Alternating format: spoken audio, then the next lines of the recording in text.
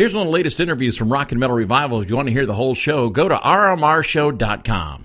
All right, that was Believer by the Blizzard of Ozz, not Ozzy Osbourne, the Blizzard of Ozz. And I got on the phone, I got none other than the bass player and the lyricist for those albums, none other than Bob-Daisley. How are you doing, Bob?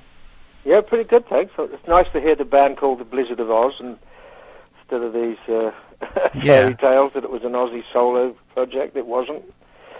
Yeah, I know. And, well, we got you on here because I got your book. You got to put out a book since the last time I talked to you, which was 2007, so it's been quite a while. Your book is called Just the Fact, or... No, for fact's sake. For fact's sake. Yeah. And it's a great book, man. You know, I bought it mainly for the Randy Rhoads stuff, but because I'm just a huge Randy Rhoads fan, but all the other stuff in there just totally blew me away with all the people you've been involved with. But I'll start off with a couple Randy things. What did you think the first time you actually got to sit down and jam with Randy? I know you talked to him and stuff, but... Well, that was only the day after I met him. Ozzy had met him in Los Angeles, and he actually said to him, "You've got the gig." But then Ozzy came back to England and was going to get a band together there, and that didn't include Randy. So it was when I first had to play up at Ozzy's house with him and a couple of his friends, and I actually said to him, "These guys are nice guys, and they're okay players, but they're not world class." So he gave up on them, and he said, I know this guitarist in L.A. called Randy Rhoads that I met. He said he's a guitar teacher. But when he said he was a guitar teacher, I expected to see sort of an older, sort of pipe and slippers.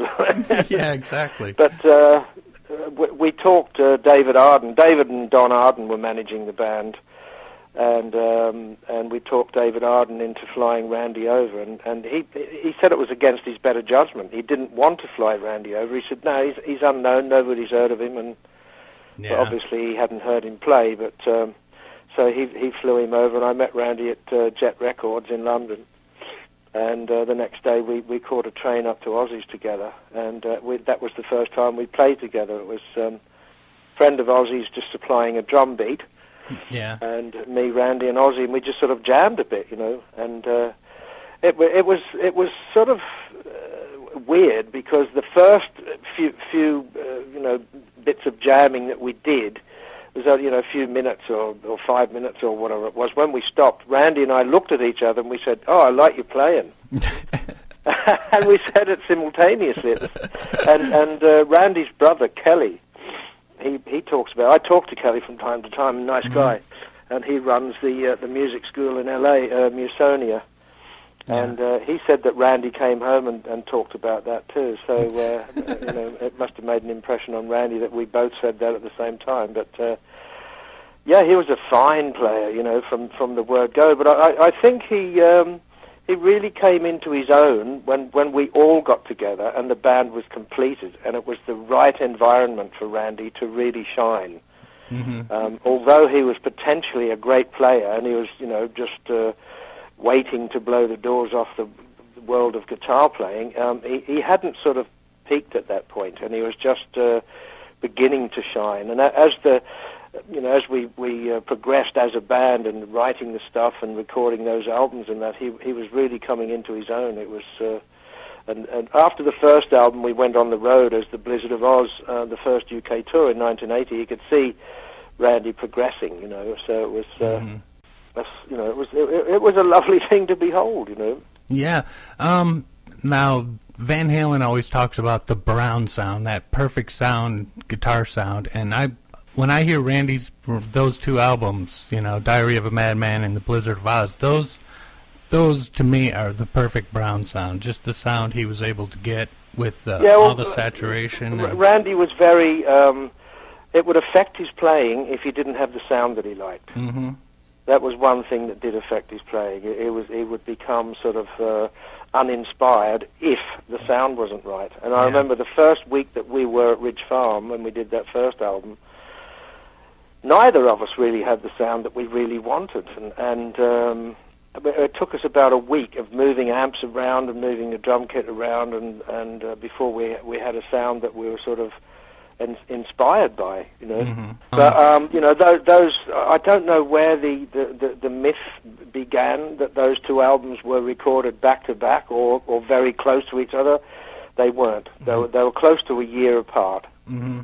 So you know, the second album, Diary of a Madman, when we went into the studio, we'd done the first album, we'd toured together, we'd, you know, really progressed as a band, and so even though some people say, oh, Blizzard of Ozz is my favorite album, there's many people that say that Diary's their favorite album, and they prefer the difference in the sound. There is a difference in the sonics of the first and second album, but that's to be expected because, you know, the first album, we'd only had Lee in the band for a week.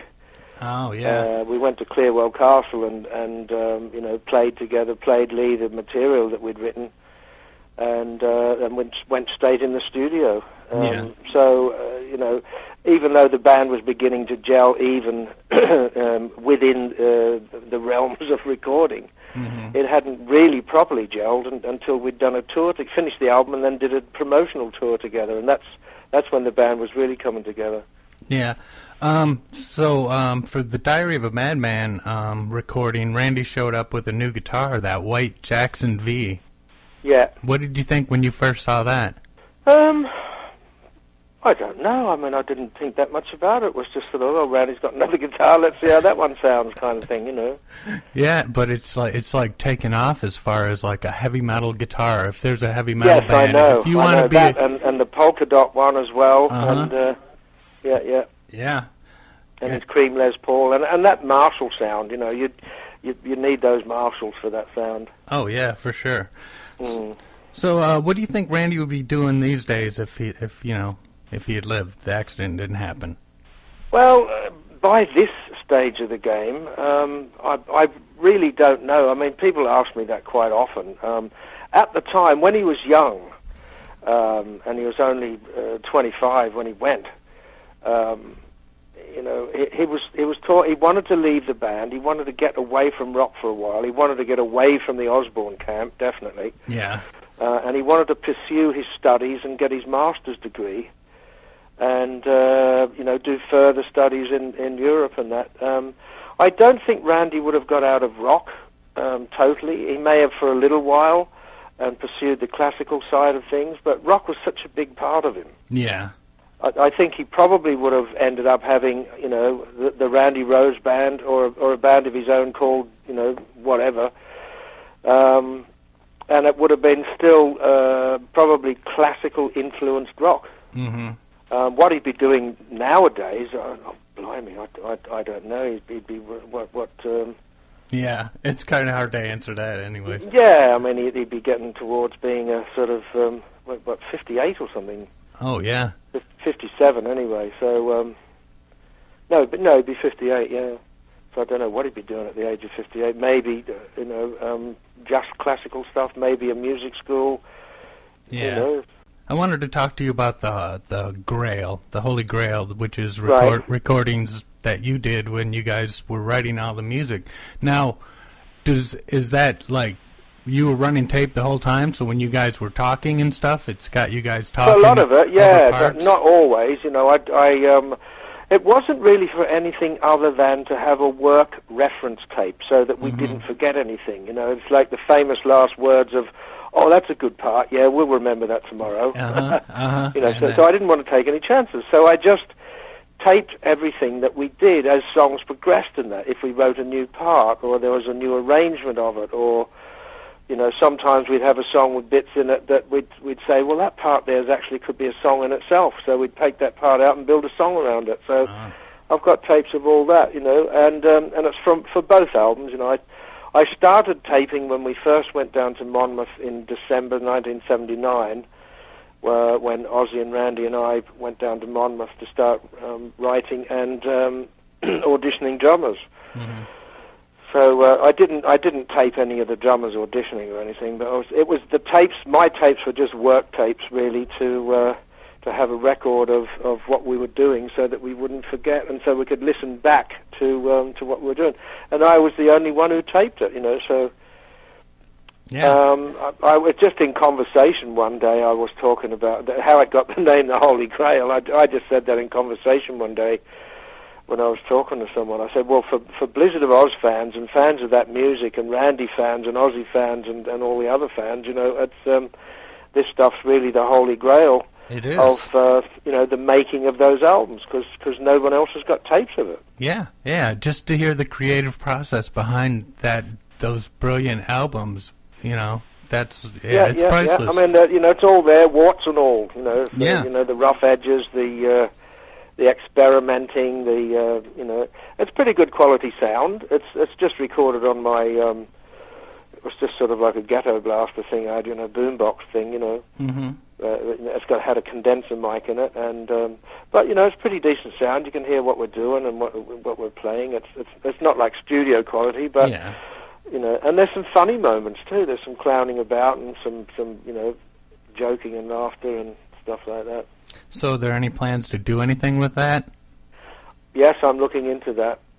Yes, and I will find a way. They say where there's a will, there's a way. So I would really like to get that out there. But don't do it if Sharon and that other and Ozzy are going to get anything out of it. Well, the thing is, I'd have to pay them, and that would be. But they're not on it. It's your product. No, I know that. That just doesn't make any sense to me at all. I just don't understand this.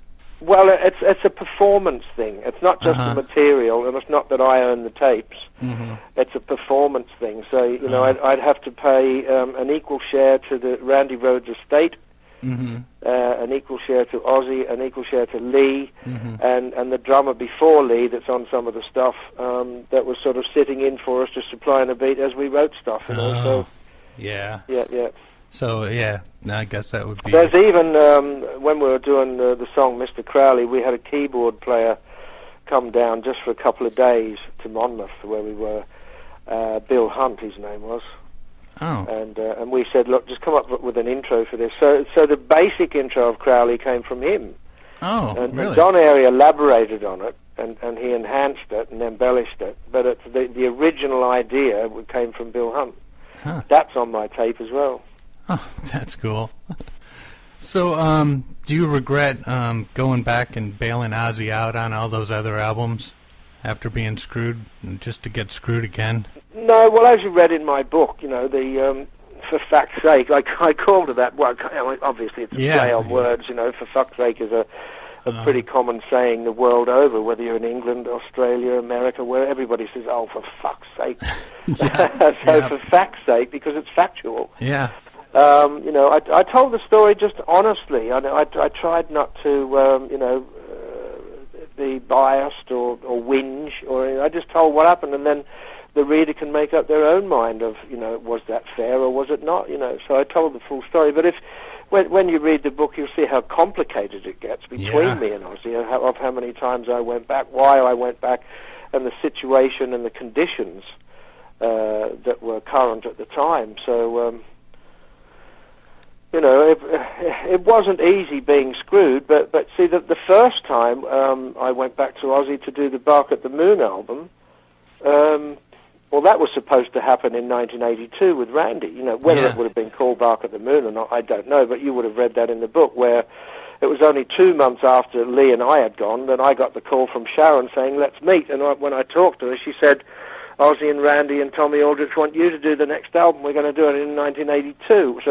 So this was in 1981. So the third album was supposed to happen the next year in 82, and that would have been me, Ozzy, Randy, and Tommy Aldrich. But obviously, Randy was killed early 82, so that was put on hold. And that third album, I ended up doing it anyway. But when I agreed to do that, Ozzy and Sharon were helping me in the lawsuit against Donna Arden, her father, and Jet Records. So obviously I went back to him. They were helping us in our case. Yeah, we'll help you get your royalties, and we'll help you get your credits on Diary of a Madman. And, we did end up going to court against Don Arden and Jet Records in 1986, and we won. But the royalties weren't ongoing, and the credits didn't get changed. So that was very disappointing. Yeah, and they never went back and fixed the lyrics on any of the the album, they'd print out the lyrics, they had wrong lyrics in there, yes, never corrected anything. I wrote the lyrics, but they didn't come and consult me when they were having them printed, and I could have proofread them for them. Yeah, exactly. But they didn't. They just did a rough job, printed them out, and some of them are just actually, just wrong. Yeah. Incorrect. So, well, let's switch to something else now. In the book, you talk about the depersonalization disorder that you suffer from, which it didn't have a name back when it started. No, that's right. And I've heard from other people that when they experience it, they think they're either going mad or that they're the only person experiencing this, and it is a really, really horrible experience. It's really not nice. I wasn't really familiar with the technical term until, and I had heard the word depersonalization during the sort of 70s and 80s and that, but I didn't know that was the name of that condition, and I didn't find out the full details about it until that movie that came out with Matthew Perry in it called Numb. Oh.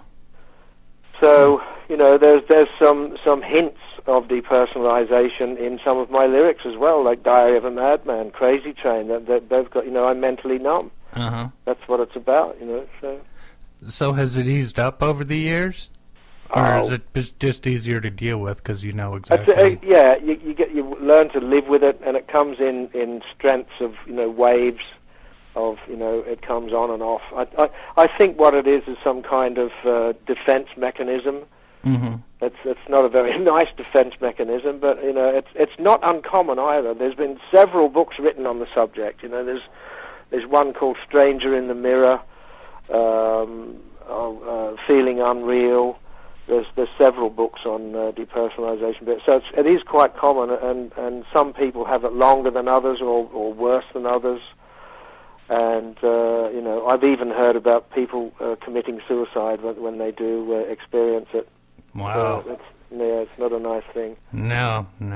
So you also talk about being a Buddhist, which really threw me for a loop. I had no idea. Do you think, I know you use, I don't know how to put it. Do you think it helped you with your career as far as making decisions and moving forward and stuff? Yeah, I think it helped me to stay grounded as well.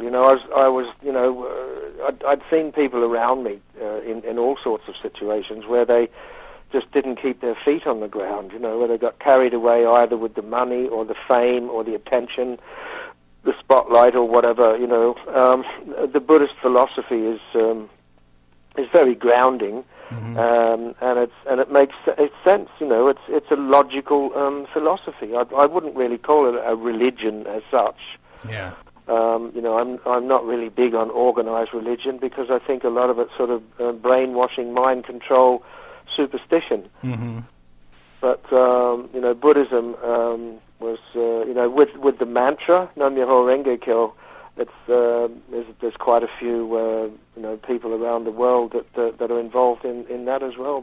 Tina Turner is one of the big names that she's promoted it. She actually featured it in her film, in that movie about her life called What's Love Got to Do with It? Oh, cool. Yeah, so it's all through that movie. It's how she got introduced into Buddhism and how it helped her life too. Yeah, I mean, it sounded like it made sense, It was. For sure. Yeah. Oh, certainly. Yeah. So it's made me want to go. What should I, if I want to get into Buddhism and start, just kind of get a feel for what it's about?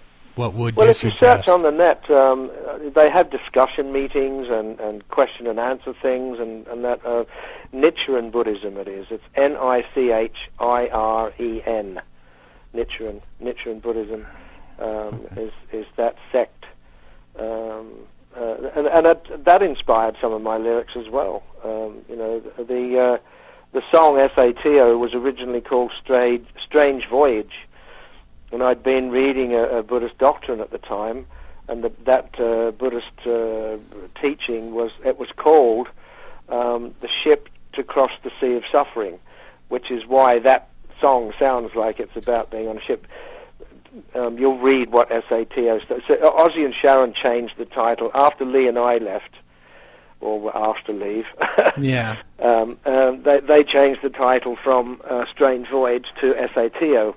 And everybody for years has asked me what SATO stands for. That's in my book as well, so I won't tell you now. Yeah. Buy the book, read it.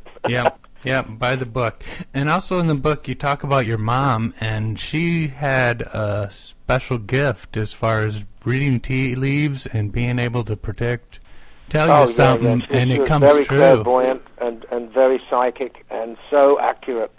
I've never met anyone in my life since her that's that accurate. She was very, very good, very accurate. And she used to do readings for people. She would never, ever charge a penny. No. She used to say, no, charging money to do that is wrong. She said, and if you do, you'll lose your gift and you won't be accurate. And she would never charge any. She used to say to people, look, if you want to have a reading, just if you want to bring me some flowers, or if you want to bring a cake or something, we'll have a cup of tea and some cake, whatever, that's fine, but I will not take your money. That's nice. Nice lady. Yeah. She sounds she was brilliant. Yeah, real heart of gold person, too. So, I love your website and checking out your basses, your guitar collection, and holy cow, you've got a huge, really cool collection of all these early '60s basses and guitars and stuff. What's your go-to bass and amp combo if you're going to jam with somebody? Well, at the moment, I'm using Mark bass amplifiers. They're made in Italy, and they're actually very good. Over the years, I've used all sorts of stuff. On the Diary of a Madman album, I used an Ampeg SVT head with an 8x10 cab. Blizzard of Ozz album, I used one of Randy's Marshalls and a 4x12 cab mic'd. Through a guitar amp, huh? Yeah. Wow. Yeah, because I was using a Gibson EB3 bass, and I think that they sound best through a Marshall. And at the time, I think I had my acoustic stack there, and I had an Ampeg SVT, but the Gibson EB3 didn't sound as good through them. So I put it through one of Randy's Marshall heads and a 4x12 cab and had that mic'd. But I've got you've seen on the website quite a range of basses. But I suppose the old workhorse has been the 1961 Precision, slabboard Precision, that's been on a lot of albums and done a lot of tours. But there's quite a few there to choose from. Is that the one you used in with Rainbow for the '77 Munich? I just watched that today. That one. That's the '61 Precision. That's the one I used on Diary of a Madman as well. Yeah, I just watched that today, and I was on Catch the Rainbow. Oh yeah. You sing backup on that with Ronnie, and that sounded so good. Wow, you got a great singing voice too, dude. Well, I've never regarded myself as a singer. It's something I never really like to do either, because it's sort of, it takes a certain amount of your attention away from your playing, and I was always so, intently involved with my playing. But I had to do some backups with Rainbow. I mean, that was part of the gig, so I just did it, But yeah, it doesn't sound too bad for live, because none of that was re-recorded or fixed or repaired or anything. It was like, because some bands, when they do live stuff, they go back into the studio and replace vocals or replace drum bits or guitar solos or whatever. That was just, it was a live gig recorded, and that's it. It was for German television. Wow. And that had been floating around for years as a sort of bootleg thing, but it was never officially released until my manager, Drew Thompson, in Melbourne. He got it. He got a good copy of it and got it released. And most of the bootleg copies were either bad sound or bad picture or both. Yeah. So it was good to see that released officially in good quality. Yeah. It's something to see. Yeah. I'd only been in the band a couple of months then too, because that was, I think it was about October, I think, in Munich, in Germany, 1977. Yeah. That was a really cool show, really cool concert. And it's funny in your book how you talk about how Richie got so pissed off because those fucking, that Rainbow caused interference in his guitar amps. Oh, yeah. Yeah, It was a computerized rainbow, which back then was sort of state-of-the-art stuff. And it was impressive. It changed color, and it went in all different directions. That was great, but it used to cause interference through his amps, and he'd get all pissed off. So you played with Gary Moore for quite a while. Do you think Gary gets the respect he deserves as a player? I mean, he's not... Gary is very respected, especially by other musicians, and rightly so. He was one of the best. Gary was just brilliant. Oh, for sure. Man, he was. It was so sad to see him go. He was only 58, and a friend of mine phoned me from England, and I was in Sydney. Yeah. And it was really early. It was like 6:30 in the morning or something, and. He said, I know it's early, but there's some news I have to tell you. He said, Gary Moore's just died. And I thought, I was just speechless, I just didn't know what to say. I didn't know much about it then. He just said something about a heart attack. And just out of the blue, man. It really was, because it had no history of that. There'd been no sort of real health warnings or anything like that. It was just, went to bed one night and went to sleep and didn't wake up. Yeah. Well, I suppose it's a nice way to go, and when it's your time, and you do have to go, no suffering and no sort of, all the other stuff that goes with it. But still, it'd be nice to be able to prepare for it. Well, I always thought that, I'd do something else with Gary, because the last album I did with Gary was Power of the Blues. And we had such fun doing that, and I thought, and he would go off and do other things and play with other people and that. But we'd talk on the phone, and when I went back to England, he would, he and I would meet up, or I'd go round to his house, or we'd go out for a meal or something. And it was always good to see Gary. He was a sort of mate, real pal. So we got on great together. We always had a great laugh as well. Great sense of humour, and I always thought I'd work with him again, even if it was, a few more years down the track. But it just felt so final when he left, and I thought, God, that's it. I can't see Gary again, and I can't work with him again. Yeah, it's like one of the sayings. I think it's in your book. Your dad said, "If you know where you're gonna die, don't go there." Oh, that was my grandfather. Your grandfather, yeah. If I knew where I was going to die, I wouldn't go there. Which makes a lot of sense. Yeah, well, my dad. The saying my dad had was he used to say, "If is only a little word, but it has a big meaning." So when people said, "Oh yeah, if only I'd done this," or "If only I'd done that," or "If he hadn't gone there," or "If he hadn't done this," whatever, my dad would say, "Yeah, and if me auntie had balls, she'd be me uncle." There's a lot of good stuff in this book, and I recommend it for everybody to go out and get this book. I love the way you do it. It's only available from my website, Bob-Daisley.com. And it's a cool website, too. I like the backing tracks you got, the bass and drum backing tracks you got on there for some of the Ozzy songs.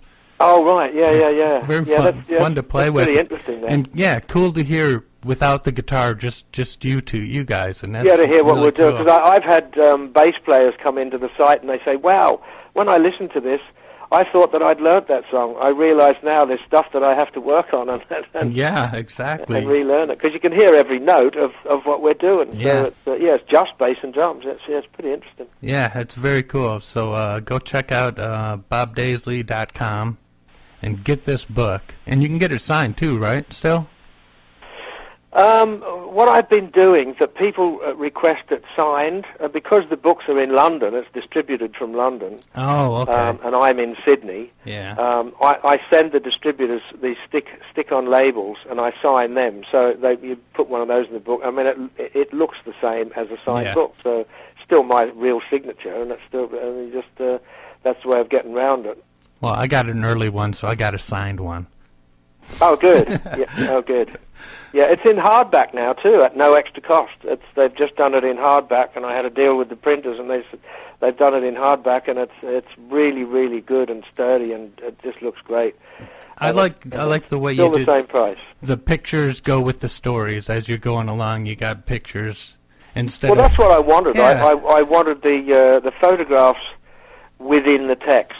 Yeah. So if you're reading about Gary Moore, Ritchie Blackmore or Randy Rhoads or whoever it is. You know, there's the pictures of what I'm talking about, rather than having to, you know, search in a photo section and then lose your train of thought and your place and all that. It's so much better to have that. I mean, it was difficult to have it done like that, and there was a lot of hard work. It was my webmaster, Simon Rice. He did that, and he's just got a credit in the new hardback version of the book, and rightly so. He did a great job of doing the photo placement within the text, and because the thing is, if you make a photo just a bit smaller or a bit bigger, or change any of the wording or whatever when you're putting it all together, it throws everything out. Yep, it's sort of like a Rubik's Cube, you know. Yep, exactly. So we're going to close out with Over the Hills and Far Away, which you did with Gary Moore. Do you got a story about this song? About that song? Yeah. Any Well, backstory? I remember when we did the video for it. The video really, you can probably see it on YouTube now. Oh, yeah. The video was, it really did help to tell the story. It was an interesting storyline for a sort of, kind of like a love song, but it isn't really. It's a guy that he's going to jail for something he didn't do, and he can't say where he was because he was with his mate's missus. Oh, yes. It's a great song. I love the melody in it. It's got that, and it's very Irish sounding. Exactly. It's got that sort of kind of Thin Lizzy vibe, and that the Irish influence rock. Exactly. Gary was such a great player, really was. For sure, one of my favorites. I liked the tone that he had. Yeah. He just made that guitar sing, you know, which well, was... Gary and Randy thought very highly of each other, you know, but, you know, Randy was certainly, very impressed with Gary. Yeah. So we'll get out of here with that song, and I want to thank you again, Bob Daisley, for coming on the show. It's been an honor talking with you, and I hope everybody goes out there and gets this book. Well, goes online and gets this book. You don't have to go anywhere. You can just sit right there. Yeah, that's right. You can sit at home, order it, and it'll come to you. Yeah, it'll come to you. For fact's sake. Yeah. Well, thanks for coming on the show, Bob. I appreciate it. You're welcome. Good talking to you. And maybe you can send me a link, and we'll put it up on the site and play the show on the site. Awesome. Thanks. Yeah. To catch the whole show of Rock and Metal Revival, all you have to do is check it out on these affiliates. Mega Rock Radios on Saturdays from 11 a.m. Eastern Time, on Rock 101 KLOL on Saturdays 11 p.m. Eastern, on Z-Rock 106.9 KKZR Sundays at 8 p.m. Eastern Time, and on Uncontrolled Noise Tuesdays at 1 a.m., Thursdays at 8 p.m. Eastern Time, and on Saturday nights at 7 p.m. Eastern on UncontrolledNoise.com. And make sure that you leave them a message and tell them that you found Rock and Metal Revival on their stations. Enjoy this edition of Rock and Metal Revival.